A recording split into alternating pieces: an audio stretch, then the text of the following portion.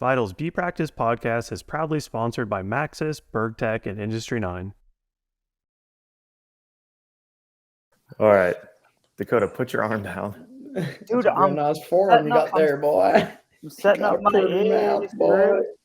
All right, everybody inhale. Let me take my shoes off. Let me take my shoes off. Let me take my shoes off since I got to set it on my lap. Let's go. Good? Yeah, now I'm Good. better. Okay. What's going on, everybody? Welcome back to Vital MTB's B Practice podcast. I'm Jason Schroeder, joined as always by Tanner Stevens, Austin Hackett-Klopp, and Dakotah Norton. What's going on, guys? Thank you for being here on this beautiful Tuesday morning. Let's just go right into it because there's a lot to talk about. This week, we're going to chat about Warner Bros. And Discovery taking over broadcasting from Red Bull in 2023. Some pretty significant race format changes that are going to be applied to UCI Downhill. So I'm going to kind of read through an overview of what all these changes are, and then we'll just jump into how we think that'll affect the 2023 season. First, a little question for you, Dakotah, is did you hear about any of these changes before they became public, or were you reading the article that Vital put up like everybody else? I'm just curious. As a professional racer, As like a guy that, goes to the races, does the deal, it would have been nice to have a bit of a heads up before it went kind of public to everybody. But the only reason I even knew about it is we're in a group chat for the riders group, and it was just like ding, ding, ding, and like in the morning, and I'm like, dude, what is going on? I look at it, and they posted that, just posted it on Vital. So I was just like, oh boy, here we go. But would have been nice to have a heads up, that's for sure. Yeah, man, that's surprising. All right, well, we'll jump into your reaction to all of those things as we kind of break it down. So, maybe it's not that surprising. Yeah, maybe it's unfortunately predictable. Well, the thing is, I don't check Vital every day. I don't check, the other site every day. And it's not for me. Like, I'm a dude that I'm a bike racer, but I don't constantly check mountain bike media. It's kind of like work for me. I mean, I probably look at like motocross stuff more than I do because that's my hobby. That's what I'm passionate about. Of course, I love downhill bikes, and it's something that, but it's not, I don't watch everything that goes on just because like I don't follow every other dude I race on Instagram. Like it's you're constantly getting surrounded by your work, right? So for me, I just, these are like, they put it out to the mass media before we even have a clue of what's happening. Like they could have easily, they have all of our email addresses. They could have gave us a heads up 2 weeks before and been like, hey, we're going to publish this. This is what's happening. Instead, we're just, getting text messages going, hey, did you see this? And it's like, changing our sport. Yeah. Yeah, it seems, it's not like if they would have hit you up 2 weeks prior, there would have been anything anyone could have done about it, but it seems like it creates a more of a wedge between racers and, like the new broadcasting company and stuff. It like immediately starts off with like, we're not one and the same here, Yeah. you against them. It's like we're in control. It's just like them putting their foot down harshly, right? So I think that, and like with sponsorship, like did the teams know about this months in advance when they were selling their sponsorship packages back in June to August of the prior year? Because you sell it based on like, we're going to have 60 riders in the final, and now it's 30. So yeah, it's an interesting one. All right, it does seem like they're putting good thought into, like, the final is 30 people, but there's still the semifinal. It's going to get broadcasted, maybe not in the same way. I don't think those details are released, but at least they're trying, I think, to put good thought into all these changes. Yeah. But yeah, I'm curious, if there would have been any opportunity, had they emailed you 2 weeks before, would the riders have been like, wait, no, don't change that, and that's why they avoided it? Or I think everything was probably just set in stone. So what, they probably didn't feel the need to tell the riders, but I don't know. Yeah. Cool. All right. So for anyone who isn't aware or is confused, I'll go ahead and read through kind of a brief overview of what the format will look like for this year. So for both elite men and women's field, there's now introduction to semifinals, which you just kind of mentioned, on top of qualifying and a finals race. So the format for juniors categories remains unchanged, but junior women will now have qualifying instead of seeding like they've had in the past. So it sounds like that was just due to more junior women racing. So that's always cool to see.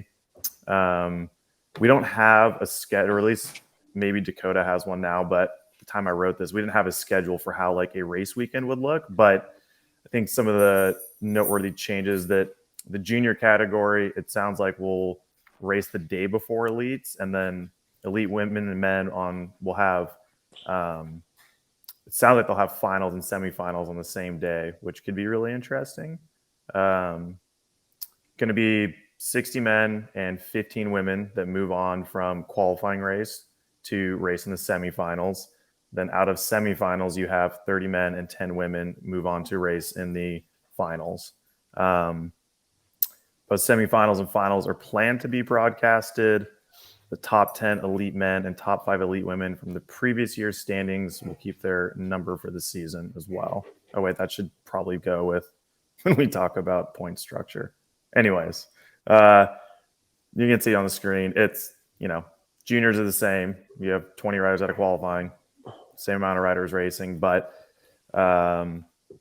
interesting for elite men and women because I think it gets really interesting with riders that before we're on the cusp of qualifying and, like somebody who's like a 30th to 40th place racer. You basically have 2 really stressful race runs before your actual race run. For everybody it's stressful, but I don't know, what's your guys' take on all that? I want to hear Dakotah's take first. Same. Dude. So Fort William, I fell down in qualifying and qualified 26. Like, just didn't get in the line, tipped over, did the old classic, push yourself back up, clip your foot in and go. So that was 26th place, and that's not going to happen. Those days are over just because the days of like running it down and getting in the top 60 pretty easily are gone. And on top of that, like if you were to have a tip over like that going into the finals, you're not in the show because you're going to have 80 to 120 dudes that are going to be sending it absolutely on the limit like it's a race run. Not that you don't do that, but because of the lack of protection outside of the top 20, dude, those dudes are like, they know they can do like a safe run and get in, but those dudes are now putting down race runs. So it's good, dude. It's going to change the sport completely. Like, you're going to have, even as a dude that's stood on World Cup podiums, like getting into the top 30 is going to be pretty stressful on a race weekend, knowing that you're not even going to be on the broadcast and there's nobody's going to be protected, or depending on what they do with the protection. But it sounds like they're proposing either no one's protected or 5 riders are protected. We'll get into that. Yeah, I've got some of that deal. listed out below. There's a lot of that. But for me, how my feeling is towards the changes is, it rewards consistency, but our sport is you're going to have to be consistently on the limit now to be even in the show. So to me, it's definitely going to be a change of the sport for sure. Things are going to be different. Yeah. Like what you're saying, it's kind of reminds me of like the WSL when like the World Surf League took over and like they made into like you have like the pinnacle of like WSL events, then you have a QS series, like qualifying series.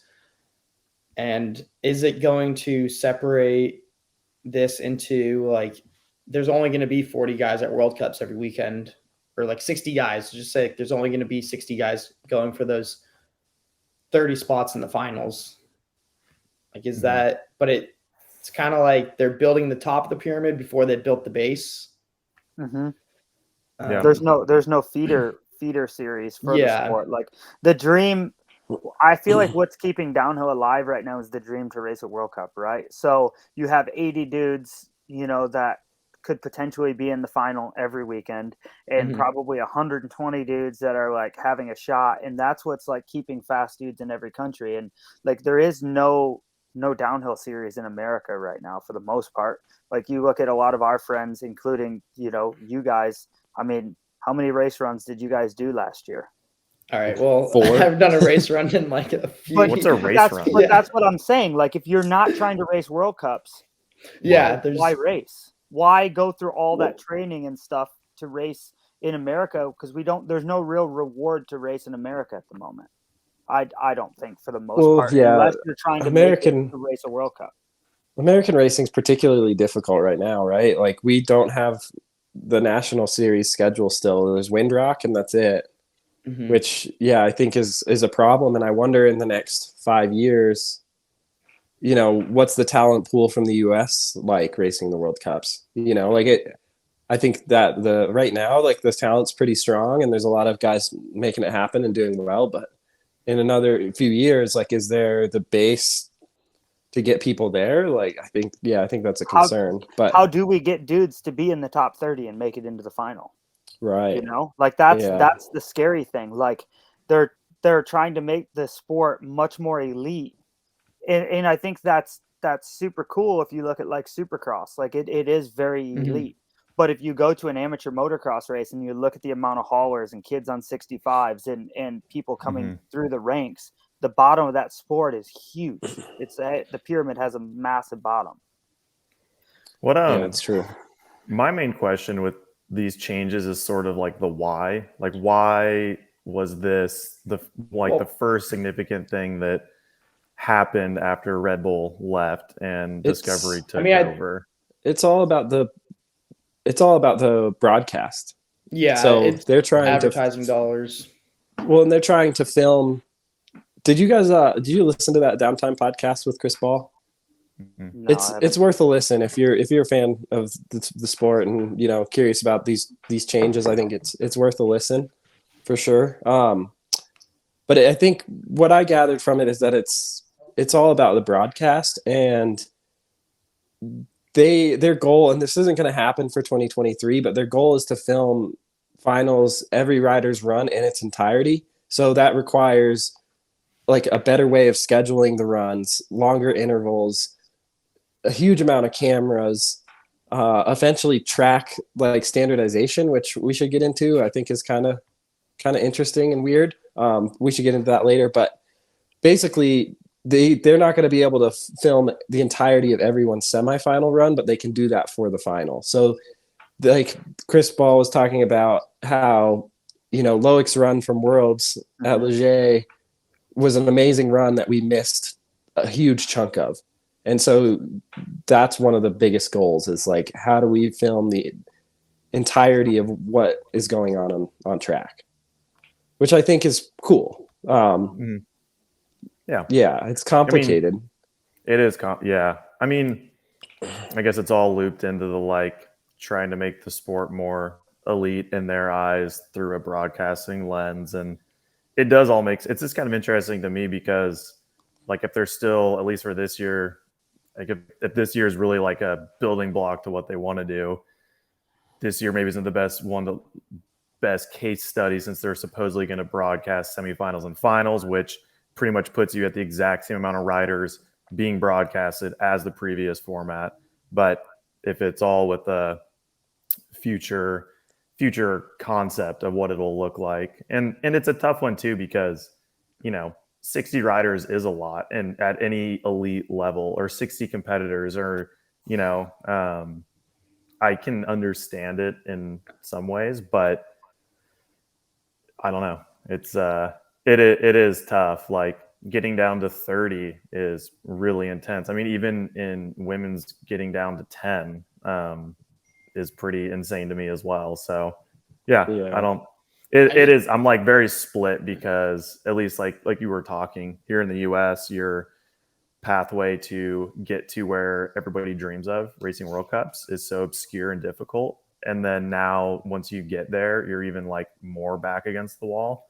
So I just think from like a viewer's perspective, though, if you're not like tied into the sport, you're not going to watch 30 full race runs. I'm sorry, but like you're only going to watch a minute of each race run. So like, why don't you just chop it to 20? Like just chop it down to 20 people and make it into an hour and 15 broadcast, and like just chop it up all the way where it's viewable for the average consumer. And it's not going to be something you have to be totally invested into. Even watching Supercross with like people that aren't into it, they don't watch the heat races. They don't watch the LCQs. They watch the main event. And that's an hour long broadcast for the main events. So like just chop it all the way down and then leave it as 60 riders for your semifinal. And then you'd have that as part of your 3-hour broadcast. But then we run into the same problem we have now where we're like, wait, you're cutting from 60 to 30? This is insane. But they're already making it so that they're already making it better for the average consumer. Just make it the best for the average consumer. Like, don't even worry about the people like us that are invested into the sport. Worry about the people that are going to be paying for things, that are going to be putting money like sponsorship dollars into this sport.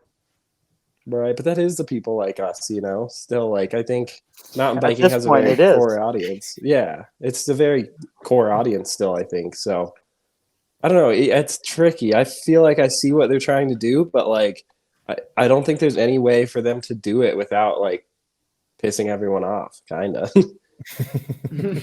Yeah. Or like at least ruffling a bunch of feathers, But yeah, I don't know. I don't think that I'm curious to see what will happen with the semifinal and like the broadcast with that, and what happens to like sponsorship dollars because of it. Like, is it really going to change that much, considering that like the Red Bull feed that we watched was basically the top 30 as it was, and still there's people in that 30 to 60 window that were, I guess like making a living, probably not crushing it, but like getting support to go to these races, right? But now I'm curious if this change dynamic of like the final run will change that at all. And I think that's where they're trying to not have that dynamic changed with the semifinal, but I don't really know. Like I wonder if the semifinal won't hold as much like weight as like the current qualifying in the top 60 will, and if that will cause changes,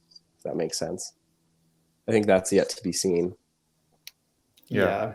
Well, maybe we jump into talking about points and stuff, and then maybe we can touch more on just like, where you finish and what that might look like from being a sponsored rider or just like the weight it carries. All right. So scroll back up.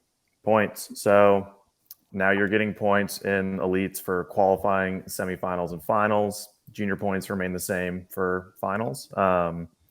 Qualifying points have not changed. There's 50 points up for grabs for first place for both women and men.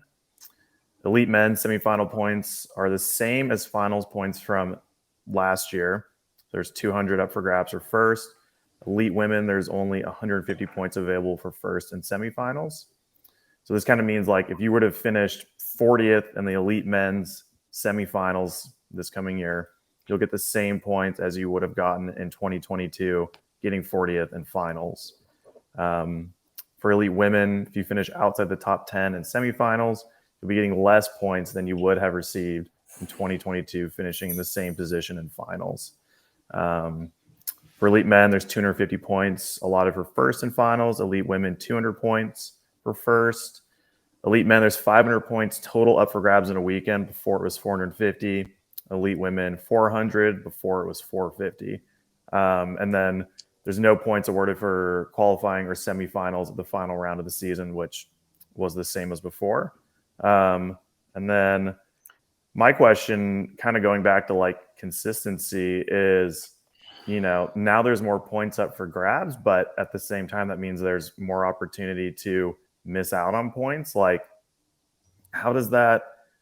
I mean, you already touched on it, Dakotah, but like, how do you ride less aggressive? Do you like think about, okay, I just want to get through to finals because that's the most points paying, and I'm just going to kind of ride smooth and consistent, and then like, ride balls to the wall in finals? Or so to me, the sport has always rewarded that go for glory type racing, right? The point structure, I don't think we have it here, but I think it's like heavily weighted at the top.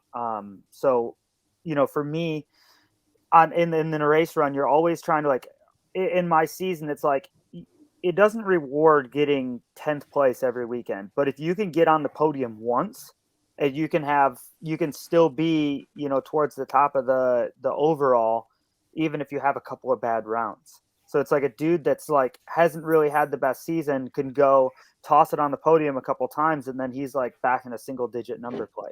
So I think that I would like to see the sport reward consistency more.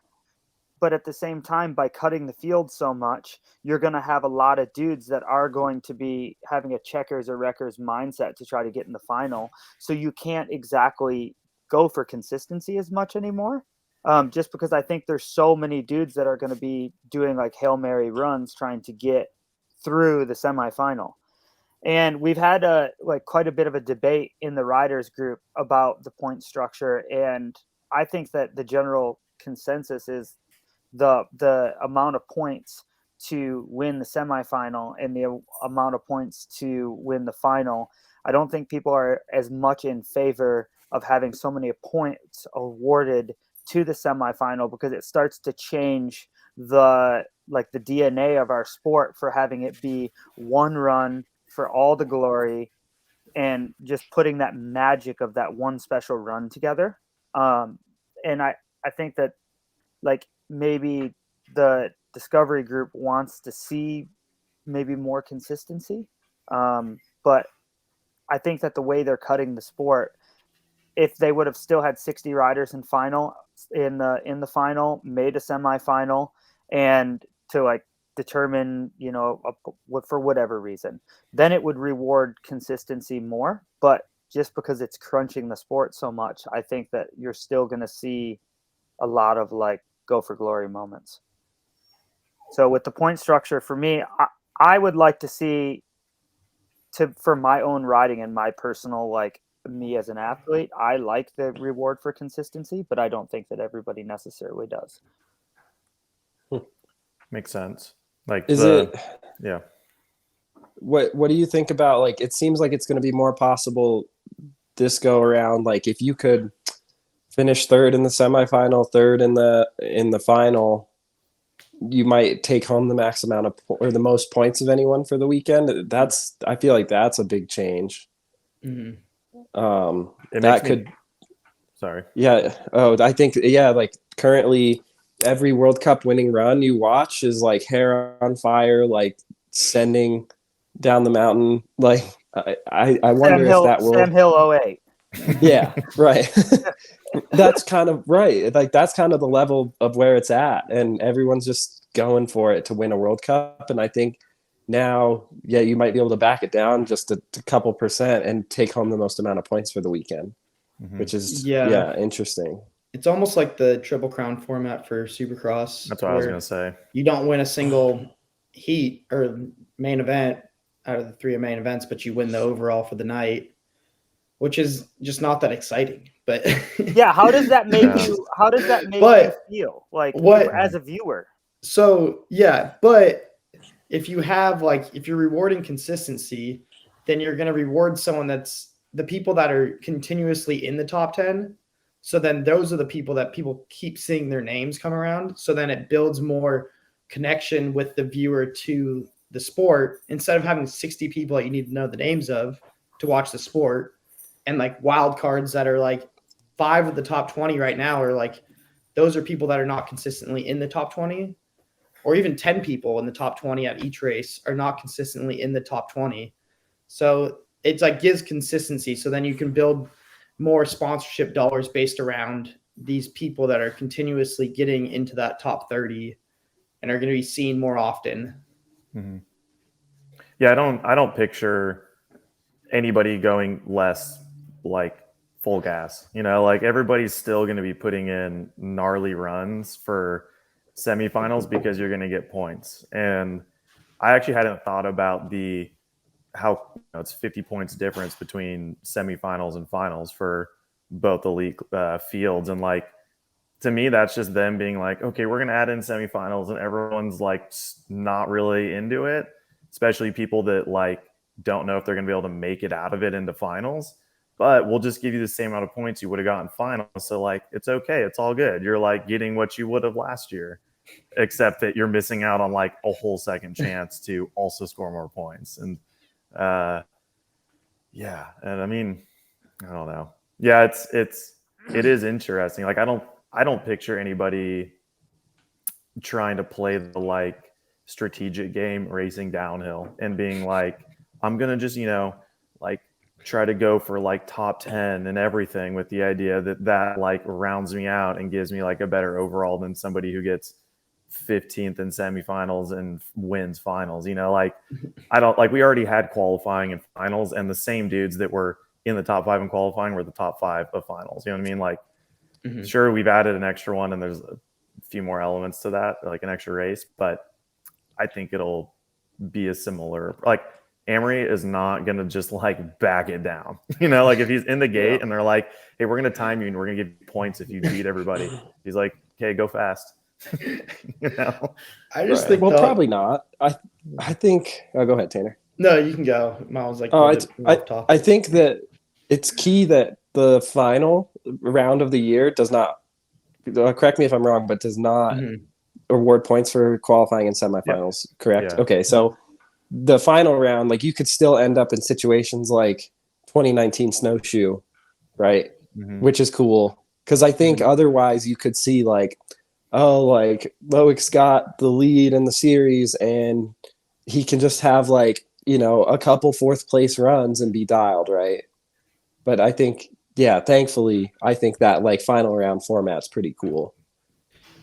Yeah. But I think the current format does open up opportunities for like consistency and like toning it back just a touch to maybe work out for some riders. But yeah, I agree. I was gonna say we see the big thing is just having to do another race run. Like that's just like I got it mentally for 2 race runs in a day. Like who's got that?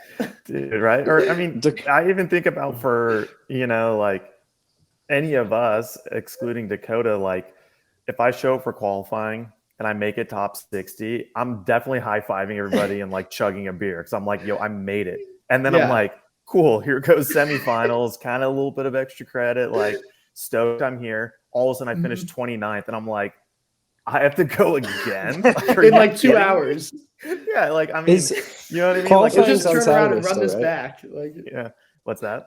I think qualifying still the day before semifinal and final. But then you have 2 race we runs should talk on about finals that. day. Dakotah, do you know? Because when all the news first came out, I think we said that they were both on the same day, but then I couldn't find if that was actually published anywhere. They have not come up with a schedule. As far as I'm informed at this point in time, they have not gave us a schedule of what that will look like, and the riders group has tried to propose a schedule of what that would look like to send to them as like this is what we would like to see thing.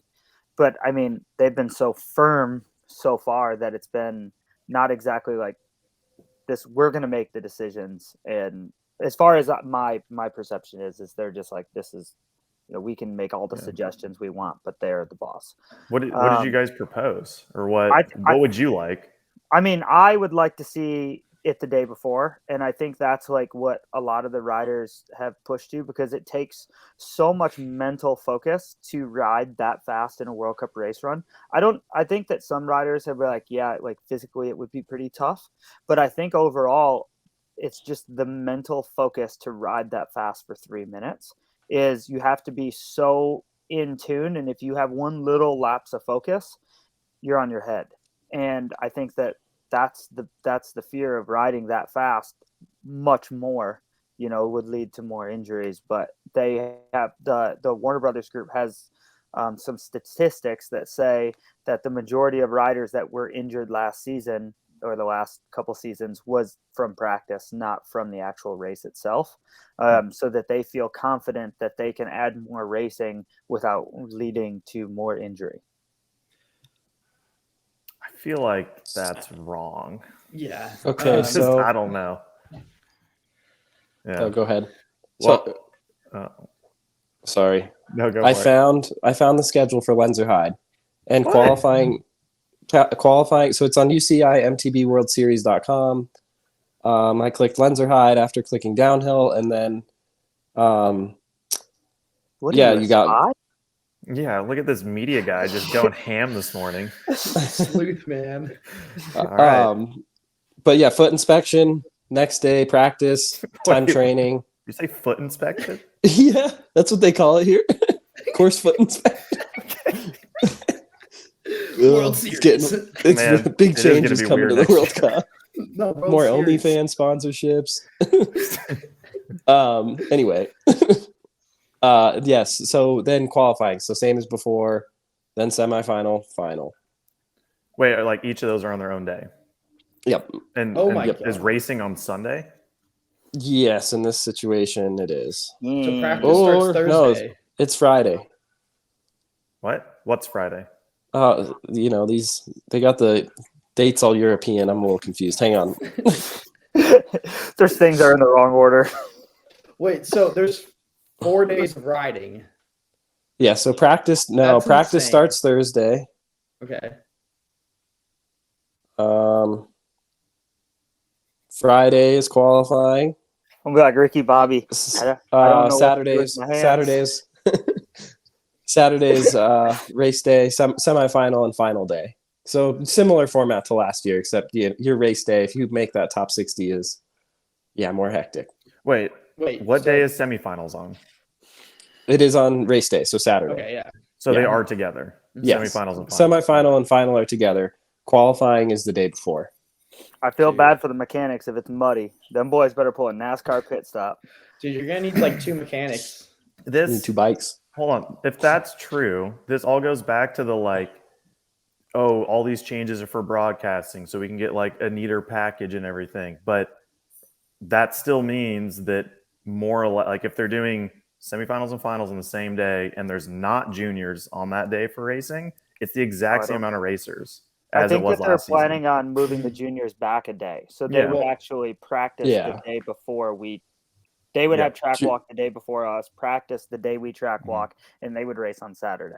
Yeah, because Yeah, doing the math from last year, like race day of the previous so many years, you had everybody doing race runs on the same day. So Mhm. now you basically elite men and women have semifinals and finals on one day, and you pull out juniors. You're adding in roughly the same amount of racers because junior women last year had to do seeding, so it wasn't qualifying. So it was like kind of here or there exactly how many racers were there on like a given race day. But like it doesn't, especially if they're going to supposedly broadcast semifinals and finals, it doesn't lessen the amount of racers on track on race day. Like it's the same amount of broadcasting. I don't know. Well, It's weird. Yeah, but they never broadcasted juniors, so they're So adding that. so now it's So more. you have more broadcasting. broadcast. That's what I'm saying. It's And they're going to more difficult broadcast to juniors watch. apparently. Like supposedly this all goes back to, I think Swimmer brought this up at some point, is like it never really, I don't know if it actually really ever says live anywhere. It just says broadcasted. And like, does that mean that it's filmed and then they create a package out of it? Like Red Bull does that with a few other events that they host, where it's like you kind of get all of like the high excitement action and you kind of cut out all the fluff in between stuff. It's like the Rampage that you see 3 months later on ESPN in the bar when you're randomly sitting there and it comes on. Chive TV. Yeah.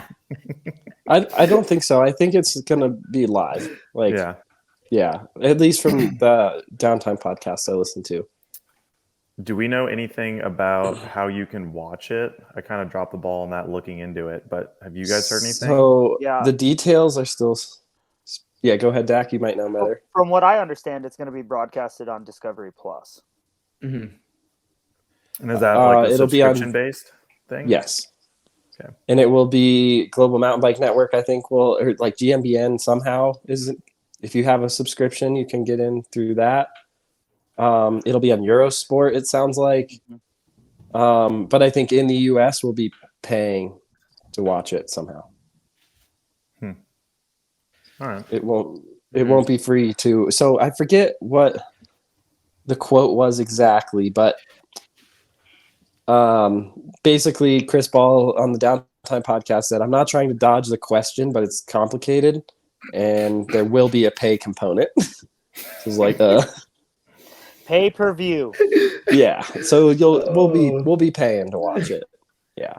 Well, are we gonna be paying for ads as well and like everything else? Am I going to be getting a chunk of that? Like, should I be Wait. like waiting for a check to show up, or So like what? if people are paying to view it, the writers still have to pay to be there. They have to pay to be an actor or a talent for this. This doesn't add up in my brain, you know? Like, let me just pay to be on TV real quick. Do you have to pay to race Supercross? Yes, but if you It's get like the night 200. show, then you make more back. Yeah. Yeah. It's like $200. So if you get on camera night show, you're getting more back than what you paid. I think I want to say it's pay like quite well too. Mm-hmm. Yeah, you pay like $200, I think, to enter, and like 22nd or whatever, like last place in the LCQ gets you $1,200 or something. So Interesting. Mm-hmm. yeah. Strange. Let's not go Take down that notes. rabbit hole too deep. So, Bunny another rabbits.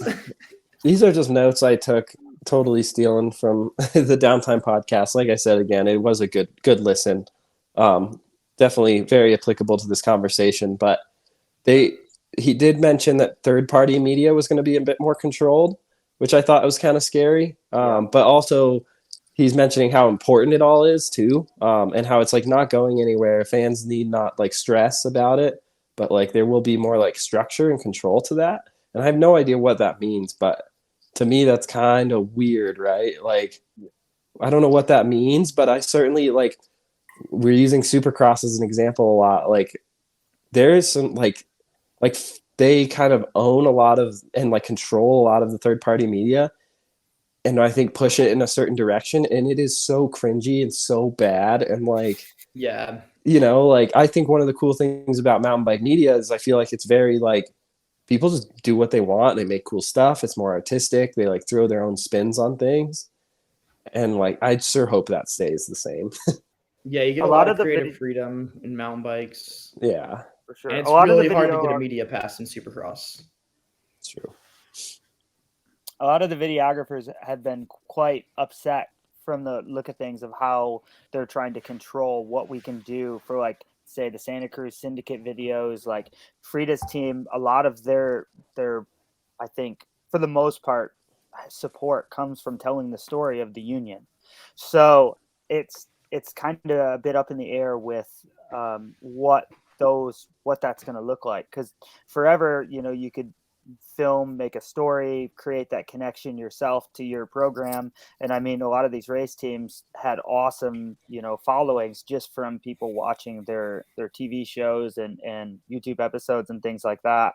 And I think that quite a bit of that is going to change next year.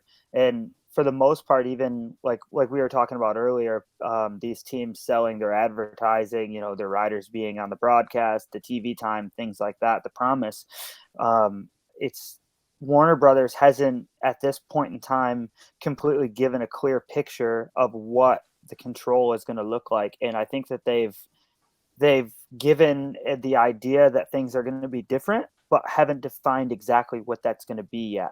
So it's the same thing from how the rider's perspective of what the schedule is going to be, what the racing is going to look like, and how we prepare. The media side of things is similar as well, from what I understand. Like they've said that they're going to restrict it, but haven't exactly said what that's going to be. Sounds like a great way to create anarchy. You just mentioned that like things will be different, and you will see how it's different when it's different. And then everybody just all stares at each other like what's going to happen? And I don't think that it'd be crazy to shake up anything too big, all right? Like, they just added semifinals. I don't know. yeah, that's true. That shit seems pretty drastic. But to me, it seems like they're not too afraid of shaking things up. They just like pretty much said half of you are not on the broadcast. You got to race twice as much. Like, I don't like. I probably could have looked back to try to figure out at what year the previous schedule became normal, like the plan that we did and we used, and like But it's been like that for like since I've started racing. You always like qualified or had a seating race, and then you had a race run like on a different day, and that's like over a decade. So it's been refined over a decade. Yeah. So I don't know. All right, let's keep this moving along and get to protected riders here. This is honestly a little bit more confusing, so I'll try to read it as clearly as I can. So top 10 men and the top 5 women from 2022 overall standings are protected in qualifying for the entire 2023 season. Of those riders, the top 5 men and top 3 women are also protected in semifinals and guaranteed a spot in finals. In addition, top 20 men and 10 women from the current standings are protected during qualifying. This does not include riders that have season-long number plates, as in the top 10 men and top 5 women from the previous season. So if protected riders do not race qualifying and go on to semifinals, they will be added to the start list and will not take the place of anyone who did qualify. I don't really even know how to like go into breaking this down. I mean, it's only applicable for like those top few riders. And I guess maybe the biggest takeaway is that top 5 men and 3 women from last year are basically guaranteed a spot in finals. But I don't know, Dakotah, maybe you can touch on that. Like, I've never really put much thought into being a protected rider because obviously personally it was never a thing for me, but like, I know it also was already changing. Like, maybe describe what it was last year, because I think at one point I thought you were protected and you were like, nah, dude, I'm not protected. And I'm like, but you have a top 20 number plate. And that's what I thought it was previously. So yeah, maybe touch on where it was. Last year I had a little bit of a string of some bad luck early in the season where I had flipped through the air a few times. I don't know if anybody saw that. Feet were above my head. Things were happening. And you scrubbed a root real hard. Yeah. But 19 plate was unprotected. So Mount St. Anne, I was the 9th. It was 10. So the 10 from the previous year, and then another 10. So Matt Walker was protected at home, hurt on the couch at Mount St. Anne, and I wasn't in the final. So it's look at Tanner's eyes. Yeah, I know. So the 10 from the previous year, whether they're taking the start gate or not, they're protected. And then the next 10 riders from that. So say you had 4 dudes that were protected last year injured. So 6 guys in the final protected, only 16, the top 16 number plates would be in the final, would be protected through to the final. So from looking at this then, now there's 10 from last year, but now there's actually 20 from the current year that are also protected. But not to the broadcast, to the semifinal. Correct. Okay. Well, I mean, but I guess it's it's the same as last year, as in you're protected in qualifying, but then it's really only the top 5 men and top 3 women from last year that are actually guaranteed to what is now finals. But think of this: Lloyd Bruni, top 5 in the overall, I'm assuming, so he now is qualified for the qualifier and can absolutely chill. There's only 50 points. 50 points is a bit more of a drop in the bucket now in the grand scheme of things with 200 points in qualifying. Can literally roll down the track. And on top of that, can go for the win in semifinals because 200 points. And if he were to crash, get a flat, whatever, he's protected through to the actual broadcast for the whole year. Mm-hmm. Where a dude like me, I don't even know I don't want to think about what I was in the overall. I feel like you're around 20th. Yeah. You were like just outside. I think maybe it's on the next slider, so I have that up. I don't know what it is. But anyways. No, there's top 10. Well, we know you're on there. Yeah, because Lauren Gwynn was like, "Oh, we're number 8 for the year. What are you?" And I was like, "I don't have it's a weird dig. I don't have a number. I wasn't in the top 10." But so wow, Bernard Quinn 5th. That was sorry, dude. How about Cole up in there?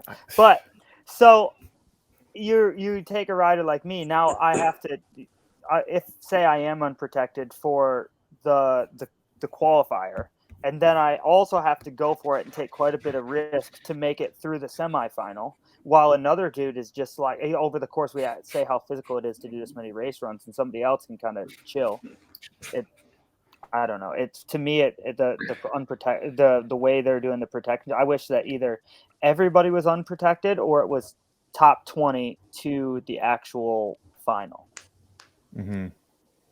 Yeah. Yeah. Um, Dakotah, you were 16th, 16. but you won't get a number plate that says 16 for the whole season. No. Yeah, No. fortunately not. No 16 on the back. Yeah, no Zach Osborne back there. You can't do it. what was I just going to add to that? But so for you, Dakotah, did he just disappear? Where'd he go? Oh no. Well, is he back? Oh hey. He's heading out. He's over. Yeah. For anyone listening, Dakotah just literally exited stage right. I was just going to add that he, I believe for him, though, it'll be the most crucial the beginning of the year to do well so that he can try to get into that top 20 men. I mean, he's close. Like, I'm assuming he will start off with the 16 number plate and then, or whatever that works. But yeah, regardless, like if he can, in the first few rounds, if he can get himself into the top 20, it at least takes stress away from one race, which is better than nothing. Yeah.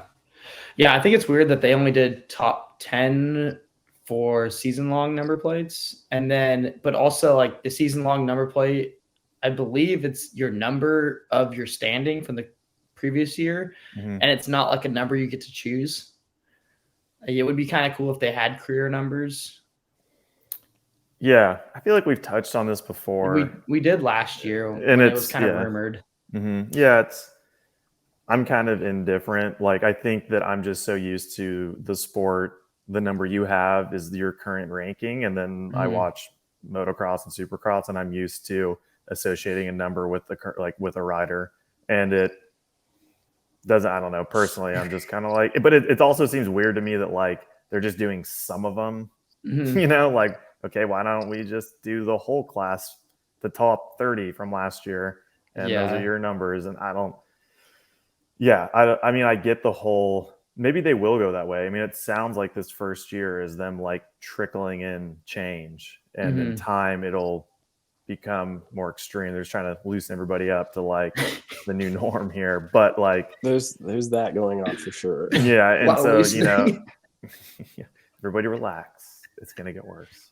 But yeah, so like, it's like, okay, cool. Now we just have some riders have numbers, and like, am I going to associate some rider like Bernard Kerr with 5? I'm like, I don't know. Like, it doesn't, I'm probably just going to recognize it's him. I mean, I get they're trying to build riders in the sport for people to follow that maybe have not been following it to this point. But then it's going to change the following year, right? Kind of weird. Yeah, exactly. Yeah. So you won't have That's a career super good numbers point. or anything. So you have it's year numbers. kind of different. Yeah. Okay, it's stupid. Also, Loic Bruni will dumb. not be protected since he was 14th in the overall. So we can axe that situation of Loic being protected. Yeah, true. Loic's out. Yeah, Amory's in. Amory, Loris, Finn, Andreas Kolb, and BK, Bernard Kerr are the top 5 from last year. So very, very interesting. I think yes, I think next slide is women. So So yeah. Guys, I have some updates. Okay. So why I disappeared for a little while. I did some looking at the protection survey from the riders group. And it seems that the majority of the riders would prefer, rather than no protection at all, if it was the top, for the semifinals, the top 10 in the previous overall from the year before, and then the top 20 from the current overall. And then for the finals, protected through the semifinal to the finals, would be the top 5 from the previous overall, and then the top 15 from the current overall. So 20 riders protected to the finals. is what the consensus was from the group. So it seems like people are preferring being protected over absolutely no protection at all. Yeah. I mean, it sounds like most riders, they want to get to finals. I mean, it's an obvious one, but like, you know, the priority is, yeah, it's cool there's semifinals and it's cool you can get points for it, but like I want to be in finals. That's what matters most.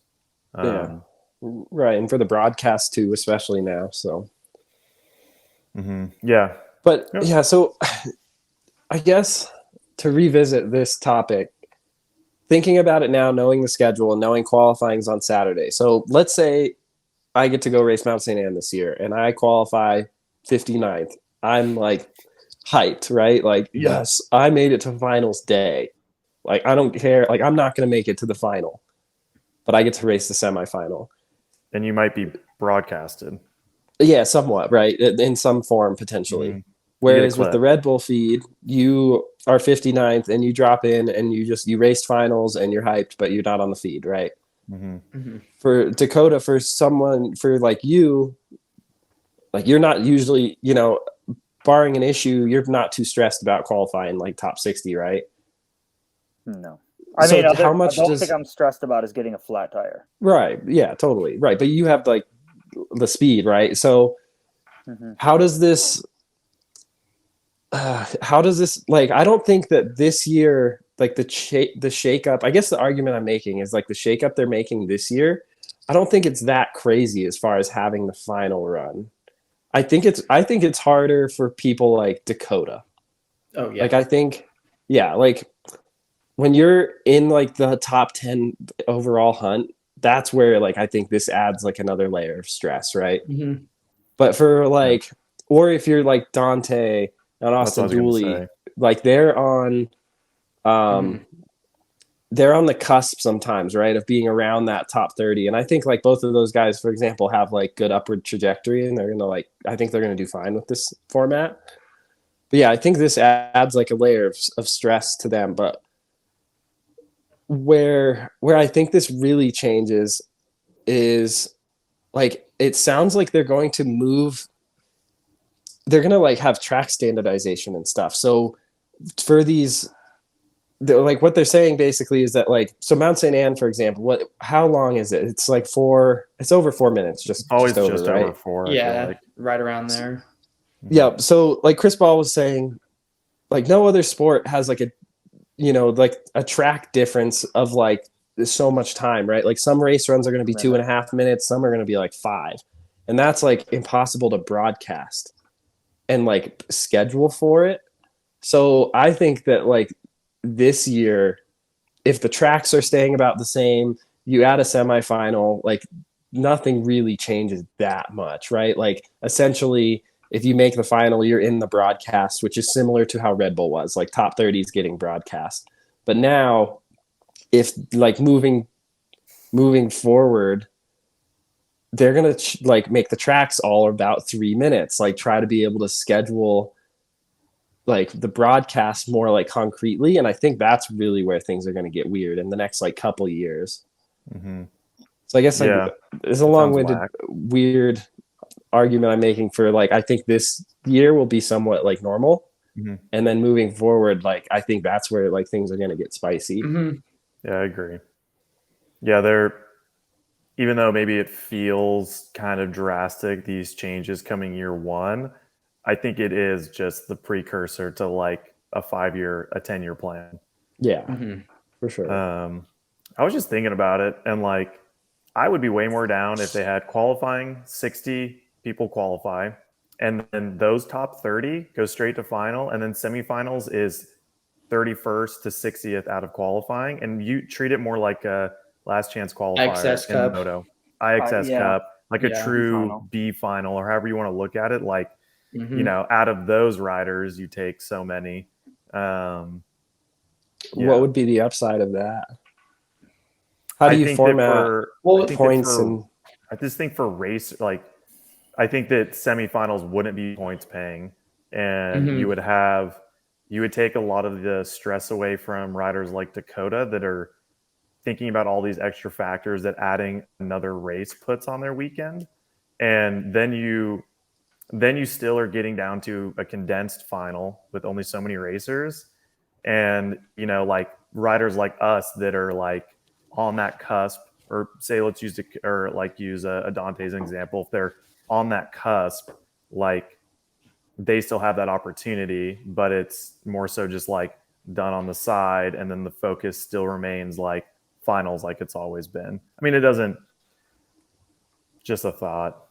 It would be neat. I mean, there's something else I was just thinking about is like, you know, take Loic or Loris or Amory, like now for broadcasting semifinals and we're broadcasting finals, it's like we're gonna end up just watching the same riders a lot more. And I'm like, not that I'm like not into that, but at the same time, like if I think about Supercross, you know, you like watch a heat and then like you watch another heat and you like start kind of like watching all the same thing and you're like, all right, like when's finals or like when's the main event? There's just not a whole lot of storyline that you can talk about there on a downhill track, because you're not like, there's not multiple people on the track at a time. So it's like, all right, let's see if he hits this inside line or if he goes outside this time. Looks like the outside's shaping up. Like that's like, I guess that's sort of cool. But like it's also like it's all on the same day. You only have, after the 60 run, you have 30 women or you have the 20 women run, and then it's like the track's not going to shape up that much. I don't know. Maybe someone does just like skid across all the ruts and like, but like there's always that person. But yeah, I there's think just not a whole lot of storyline. right now with the 60 riders, you get a bit of a personal connection. Like there's some, like you have a dude like me that you're watching, which is probably gonna make the final, right? Probably gonna be close to the top 20 at the end, you know, barring nothing crazy happens, like, you know, I blow off the track and crash and burn.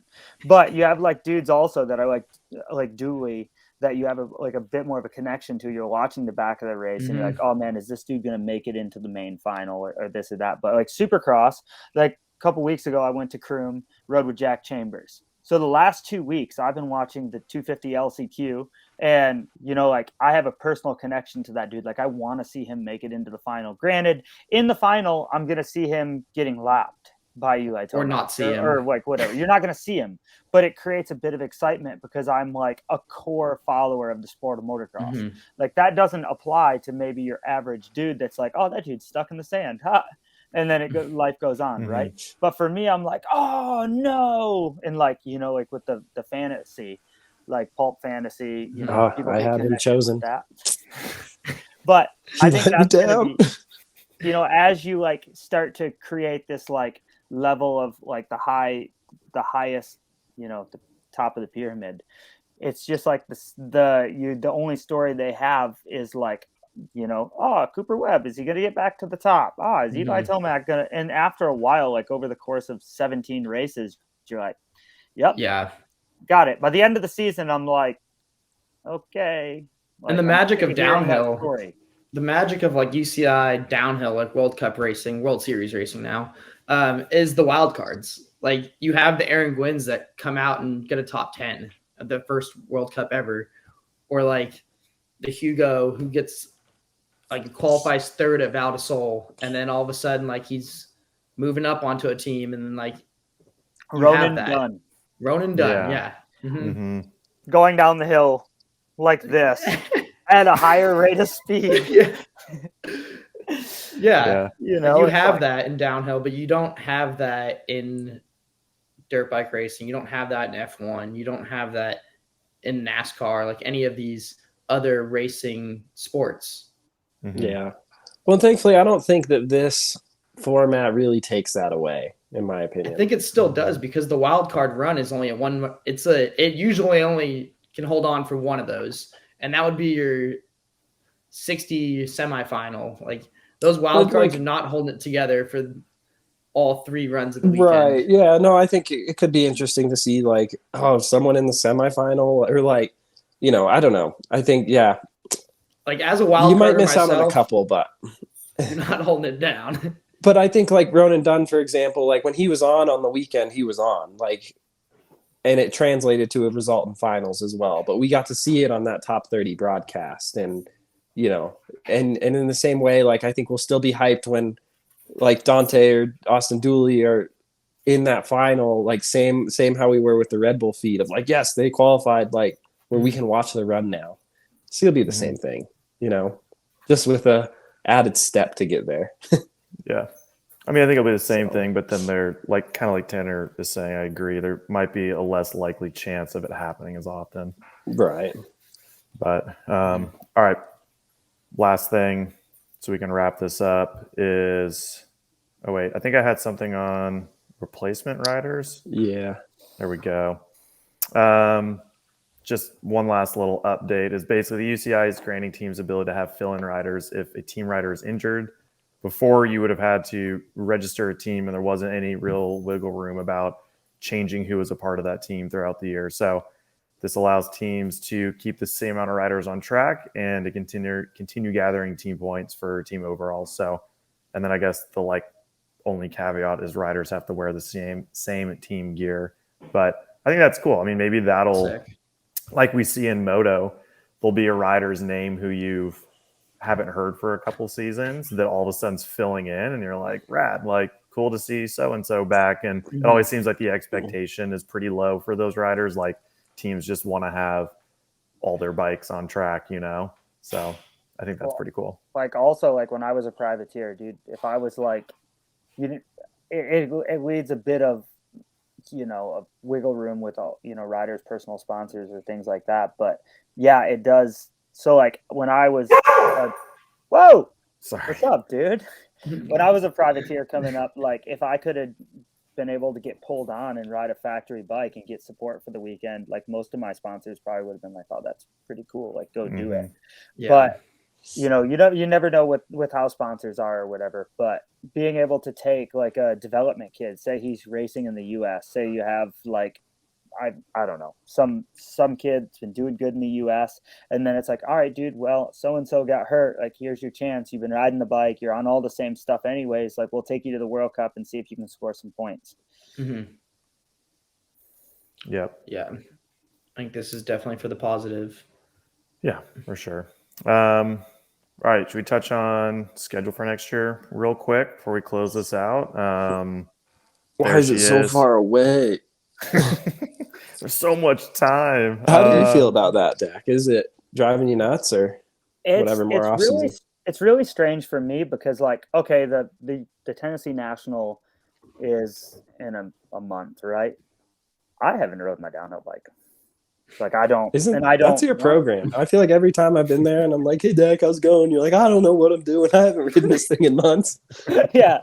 And then you're like, first place, second place. Well, when I ride, I want to be at full focus, riding as fast as I can for the most part, right? There's skill work and there's things like that I do.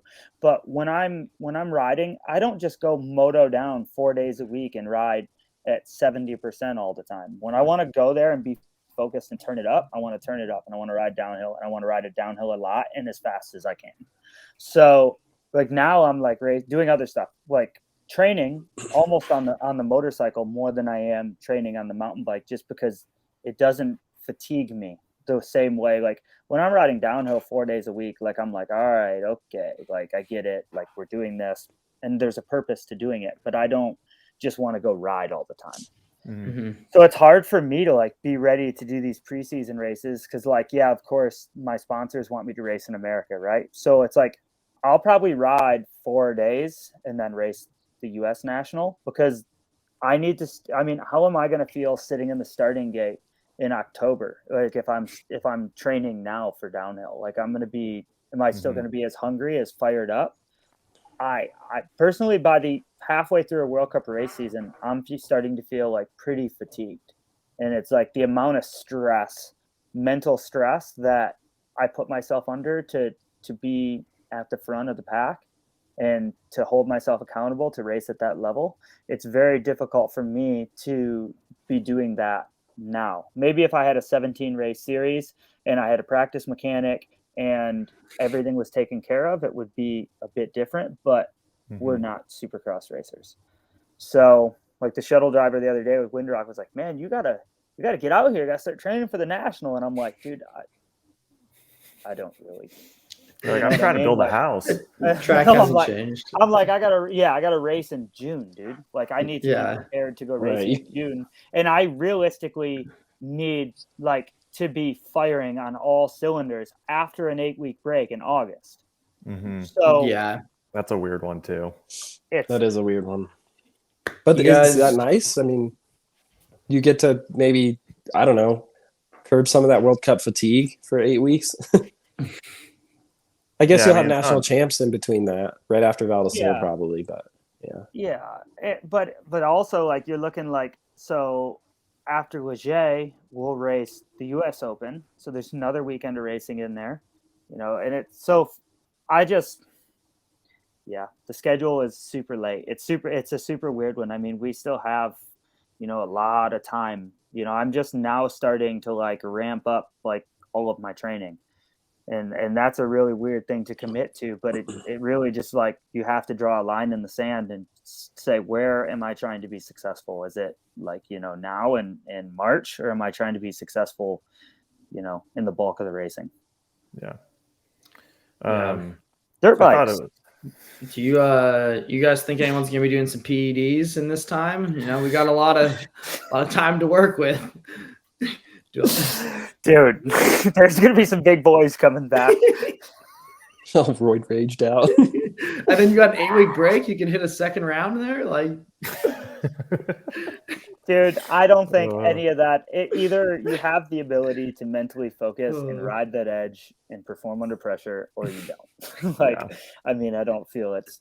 I mean, I should probably be stronger, right? Yeah, got it. But you say that now, and then come June, you're gonna show up in the pits, and there's just gonna be some bricks walking around. I know I've heard some rumors of Loic's legs, man. He's just stomping Dude, holes through the don't concrete. get too close. Yeah. If he accidentally stepped on you, it'd be life threatening. Oh. I have a few quick notes on the schedule.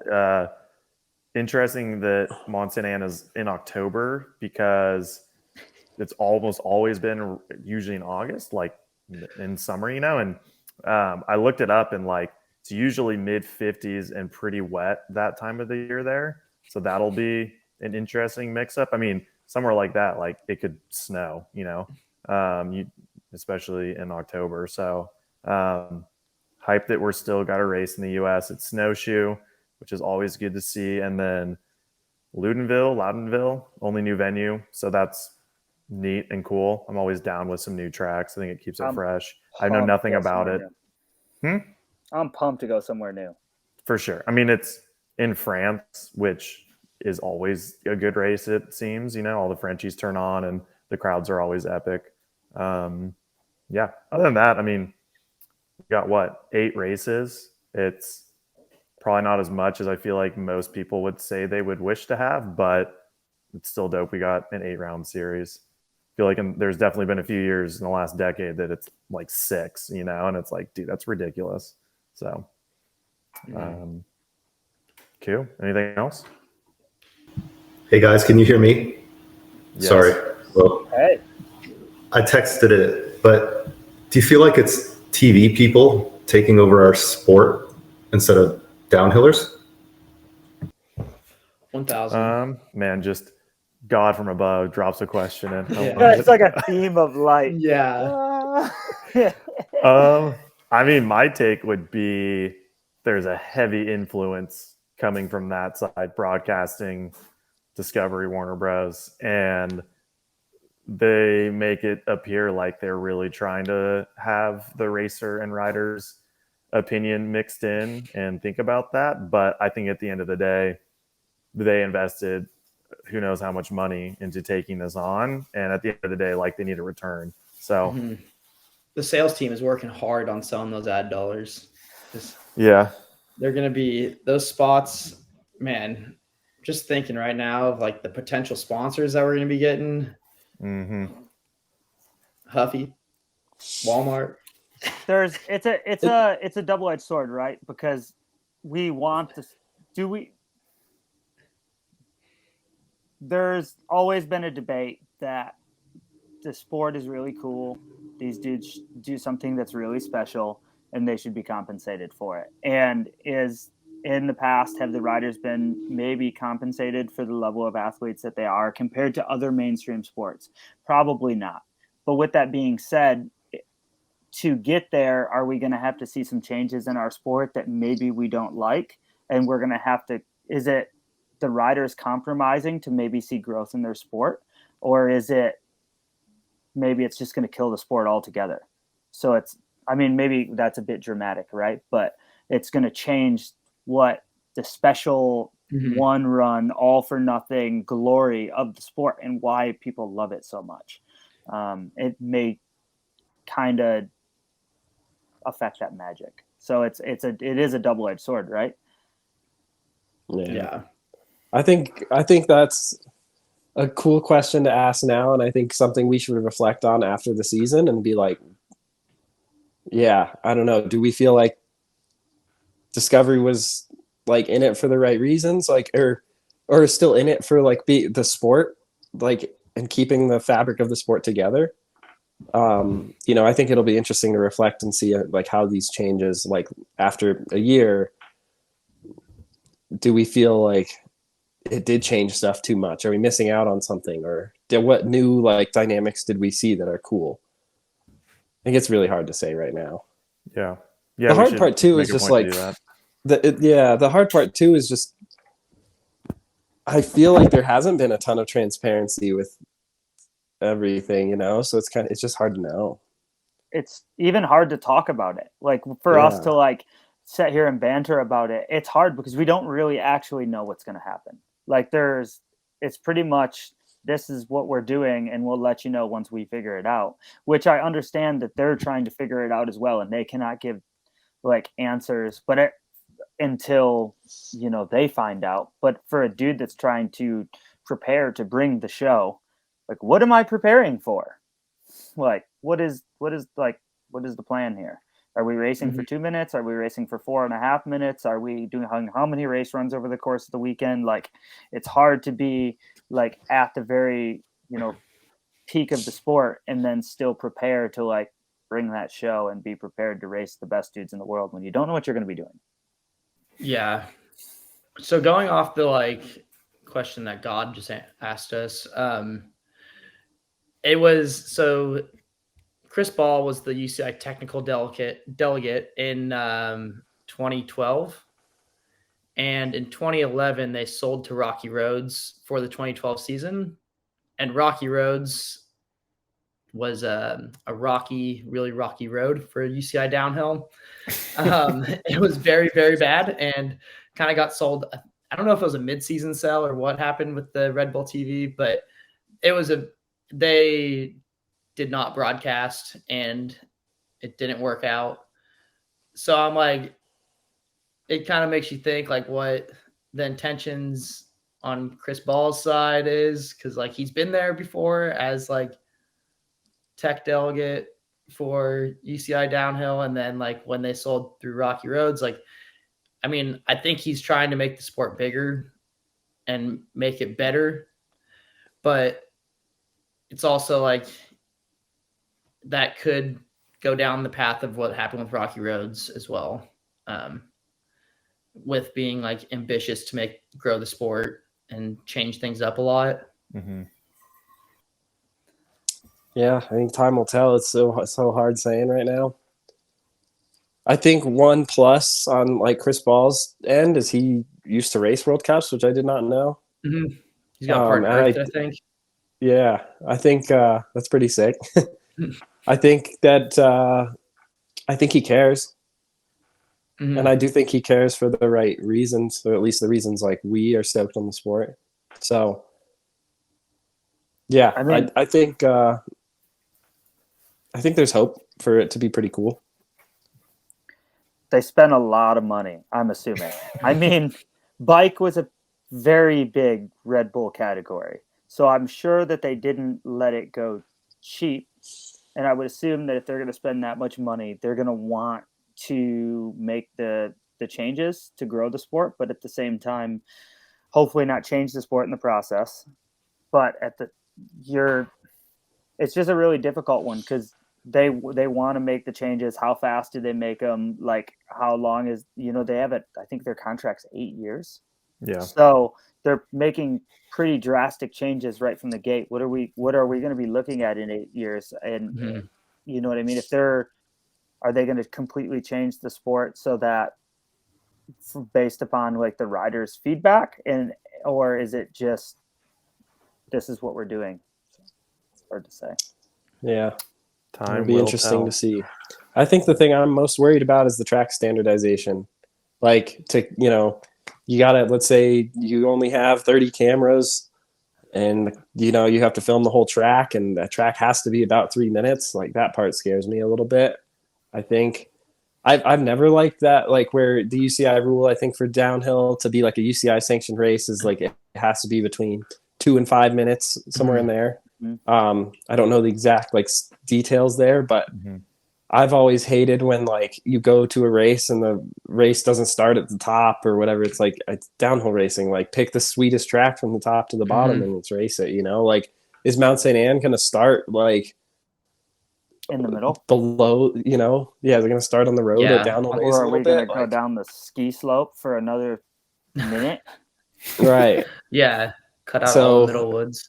Right. So I think that's something to me that's the most like dangerous like change I think I see coming, but who knows?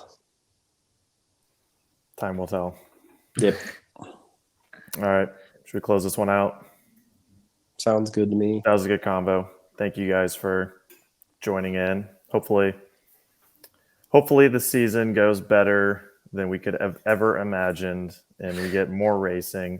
We will have more racing, and we're all doing this in the end of October, high-fiving about how well it went. That would be sick. There's some optimism for the rest of your day. Yeah, I mean, that's just so hard because it's like, for me, it's hard to even talk about because there's like a bias, right? And it's also, I don't want to put my own foot in my mouth, but what I would personally like to see for my own ability to do well in the sport, and then for what I would like to see for the sport to grow, or selfish interests, it's hard to even talk about because you don't want to put your foot in your mouth. Yeah. I hear you. Cool. Yeah. So Sweet. Word. Well, thank you everybody for listening to the B Practice podcast. Big shout out to Maxis, BergTech, Industry 9 for supporting what we do here, and we will see everybody next time. Maybe in a week, maybe in 2 weeks, maybe in a month. Who knows? All right. Peace. See ya.